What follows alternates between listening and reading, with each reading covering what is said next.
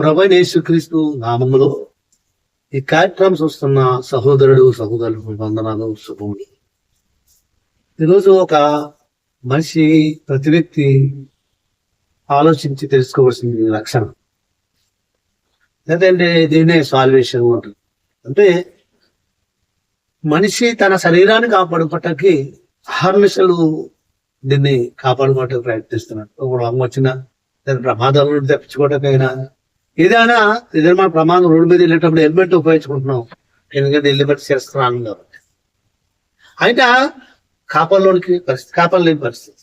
ఈరోజు శరీరానికి రక్షణ కోసమే మనం ఆలోచిస్తున్నాయి తప్ప మన ఆత్మను దయచేసిన, మనకి శరీరంలో ఈ ఆత్మను దయచేసిన దేవుని విషయంలో, రక్షణ విషయంలో పరిశీలన పెడుతున్న ఈ సందర్భంలో మనం ఆలోచించవలసింది, శరీరాన్ని మనం ఎంత భద్రత చేసుకున్నా దేవుడు ఎంతకాలం నియమించాడో ఆ కాలంలో ఈ శరీరాన్ని వదిలి వెళ్ళిపోవాలి. అంటే శరీరాన్ని రక్షణ అనేది లోకంలో ఎవడు కూడా ఇవ్వలేడు.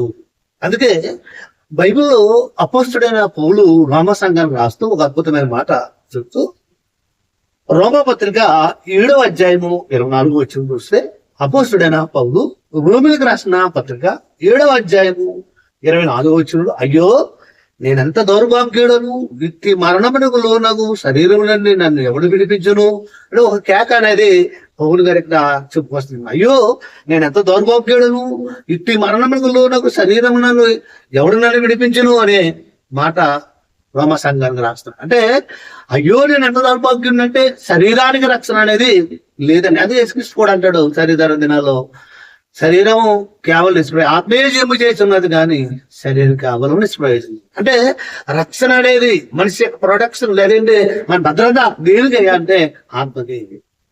దేవుడు నమ్మకపోయి శరీరాన్ని వదిలిపోయి అది కాకపోతే రేపైనా ఎప్పుడైనా మన శరీరాన్ని వదిలిపోయేదే. దీనికి రక్షణ అనేది మాత్రం ఏం భూమి మీద ఏ మనిషి ఎంత బుల్లోడి ప్రూఫ్ వేసుకున్నా, ఎంత భద్రత తీసుకున్నా హార్ట్ అటాక్ వస్తే అప్పుడు ఏం చేయనట్టు వస్తుంది. అంటే శరీరానికి రక్షణ అనేది బైబిల్లో మనిషి ఇవ్వలేదు కాబట్టి ఇక్కడ అన్నాడు, అయ్యో నేను ఎంత దౌర్భాగ్యుడును, ఇటు శరీరంలో నాకు, ఇటు మరణంలో నాకు శరీరం నన్ను ఎవడు విడిపించగలడు? మన ప్రభువైన యేసుక్రీస్తు ద్వారా దేవునికి కృతజ్ఞతాస్తుతులు చెల్లించున్నాను కాగా, మనసు విషయంలో నేను దైవ విషయములకును, శరీర విషయంలో పాపనిములకును దాసుడై ఉన్నాను అంటున్నాడు. ఇక్కడ ఆలోచించవలసింది దేవుడి విషయంలో నమ్మకం, భక్తి విషయంలో మనం నమ్మవలసింది ఆత్మక రక్షణ. అందుకే బైబిల్లో మాట్లాడుతూ నరకంలో పురుగు సావదు, అగ్ని ఆరదు. అంటే యుగయుగాలు కాలిపోయి నరకంలో ఉన్న ఆత్మను మనం కాపాడుకోవాలంటే ఆత్మరక్షణ అనేది చాలా ప్రాముఖ్యం. రక్షణ అన్నప్పుడు మన శరీరం విషయంలో భద్రత తీసుకుంటున్నామే తప్ప, లేదా మందుల ద్వారాను, లేదా రోడ్డు మీద ప్రయాణం చేసినప్పుడు హెల్మెట్ ద్వారా రక్షించుకోవాలనుకుంటున్నాము తప్ప ఈ ఆలకాపలతో రేపైనా శరీరం వదిలిపోయేదే. ఇది నైమించదు. అందుకే అన్నాడు పౌలు, అయ్యో నేను ఎంత దౌర్భాగ్యుడను, ఇటు మరణం నుండి నాకు శరీరం నుండి ఎవడు విడిపించగలడు అన్నాడంటే, శరీరానికి గ్యారంటీ అనేది లోపల ఎవడు కూడా ఇవ్వలేడు. ఏ డాక్టర్ కూడా గ్యారంటీ అనేది ఇంతకాలం బతుకు గ్యారంటీ ఇవ్వలేడు, ఆయన కూడా గ్యారంటీ లేదు. కాబట్టి అది దేనికి రక్షణ అంటే ఆత్మక రక్షణ. ఎలా వస్తుంది ఆత్మక రక్షణ అని మనం ఆలోచిస్తే, బైబిల్లో ఒక సందర్భాన్ని దేవుడు ముందుగానే కాలాన్ని ఎదిగి పౌలు గారి కాలంలోకి వచ్చేటప్పటికి ఒక సందర్భాన్ని మనకి పరిచయం చేస్తాడు. అపోస్తల కార్యాల్లో 16వ అధ్యాయం మనం ఆలోచిస్తే, ఒక సందర్భాన్ని ఇక్కడ మనం ఆలోచిస్తే, మనకున్న టైం తక్కువ కాబట్టి 16వ అధ్యాయంలో, అపోస్తల కార్యాలు 16వ అధ్యాయము 24వ వచనంలో పౌలుని చేర బంధించి చెరసాలు వేసిన తర్వాత ఇక్కడ జరిగిన సందర్భాన్ని చూస్తే, అతడు అట్టి ఆజ్ఞ 24వ వచనంలో 16వ అధ్యాయం అపోస్తల కార్యాలు 16:24లో, అతడు అట్టి ఆజ్ఞ పొంది వారిని లోపల చెరసాలలో త్రోసి వారి కాళ్ళకు బొండ బిగించెను. అయితే మధ్యరాత్రి వేళ పౌలు చేయు దేవునికి ప్రార్థించు పాటలు కీర్తనలు పాడుచుండేది, ఖైదీలు వినిచుండేది. అంటే పౌలు చీలను బంధించి చెరసాలు వేస్తే వాళ్ళు చెరసాల్లో ఏం చేస్తున్నారు, దేవునికి ప్రార్థిస్తూ పాటలు పాడుతున్నారు. అప్పుడు ఏం జరిగిందంటే, అప్పుడు అకస్మాత్తుగా మహాభూకంపం కలిగిను, చెరసాలను బద్దలేను, అదిలేను. వెంటనే తలుపులన్నీ తెరుచుకున్నాను, అందరి బంధకములు గూడెను.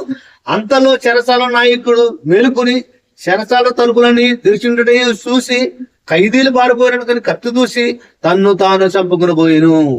అప్పుడు ఏం జరిగిందంటే 28వ వచనానికి వస్తే, అప్పుడు పౌలు నీవే హాని చేసుకోనవద్దు, మేమందరం ఇక్కడే ఉన్నామని బిగ్గరగా చెప్పాను. అతడు దీపం తెమ్మని చెప్పి లోపలకు వచ్చి వణుకుచు పౌలు ఇక్కడ ఈ సందర్భం కోసం నేను చదివించాను. పౌలు అతడు వణుకు చెరసాల నాయకుడు వణుకుతూ అంటున్నాడు 29వ వచనంలో, అతడు దీపము తెమ్మని చెప్పి లోపలికి వచ్చి వణుకుచు పౌలు చీలలకు సాగలపడి వారిని వెలుపలి తీసుకొని వచ్చి, అయ్యలారా రక్షణ పొందుటకు నేను ఏమి చేయవలను వండరండి. ఒక చెరసాల నాయకుడు అడుగుతున్న మాట, పౌలు చీరలు అడుగుతున్న మాట, అయ్యలారా రక్షణ పొందాలంటే నేను ఏం చేయాలి అని ఒక చెరసాల నాయకుడు అప్పుడు చెప్తున్నాడు. అందుకు వారు ప్రభువైన యేసుక్రీస్తునందు విశ్వాసం ఉంచుము, అప్పుడు నీవు నీ ఇంటి వారు రక్షణ పొందుతారని చెప్పాను. అంటే రక్షణ పొందాలంటే ప్రభువైన యేసుక్రీస్తునందు నమ్మకం ఉంచితే తప్ప మన ఆత్మకు రక్షణ లేదు. ఇది నేను చెప్తుంది కాదు, బైబిల్లో రాయాలి. వేల ప్రసంగాలు మనం వింటున్నాం. వేల ప్రసంగాలు వినడమే కాకుండా సంవత్సర పొడిగా వాక్యం వింటున్నాము. కానీ వినని పరిస్థితిగా ఉంది ఈ రోజు పరిస్థితి. ఏదో నమ్మకానికి వినేసి వెళ్ళిపోతున్నాం తప్ప. ఒక శస్త్రాల నాయకుడు అడుగుతున్నాడు పౌలు శీలని, అయ్యలారా రక్షణ పొందాలి నేను ఏం చేయాలంటే పౌలు చెప్తున్నాడు సందర్భం 30 అందుకు వారు ప్రభువైన యేసుక్రీస్తునందు విశ్వసించము, అప్పుడు నీవు నీ ఇంటి వారు. అంటే యేసుక్రీస్తునందు విశ్వసిస్తే మనకు రక్షణ వస్తుంది.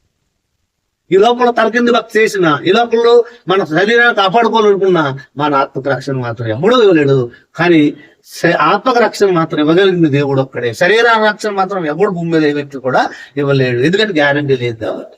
30 సంవత్సరాల్లో, 40 సంవత్సరాల్లో, 50 సంవత్సరాల్లో, 80 లేదా 100, 120 ఇప్పుడు కానీ శరీరం గ్యారంటీ లేదు. మరి దేనికి?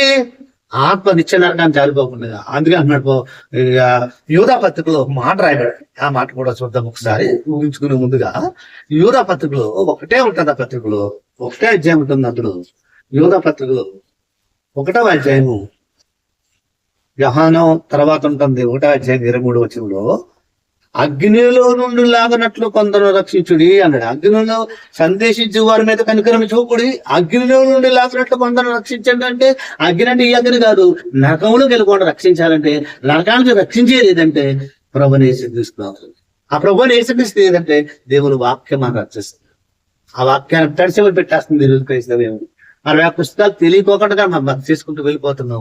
ఆదివారాన్ని కూడా అలవాటు పడ్డామే తప్ప కర్మదినాల్లో మన బైబిల్లో మన సొంత పనులు ఉండిపోతాం. కాబట్టి ఈ రోజు శరీరానికి రక్షణ ఎవరు ఇవ్వలేడు, ఆత్మక రక్షణ ఇసుక ద్వారా తప్ప ఎవరు దొరకదు. కాబట్టి మీరు ఎక్కడున్న వాళ్ళందరూ వాక్యాన్ని దగ్గర పెట్టుకుని వాక్యానుసారంగా జీవిస్తారు. దేవుడి మాటలు దీవించుకుంటారు.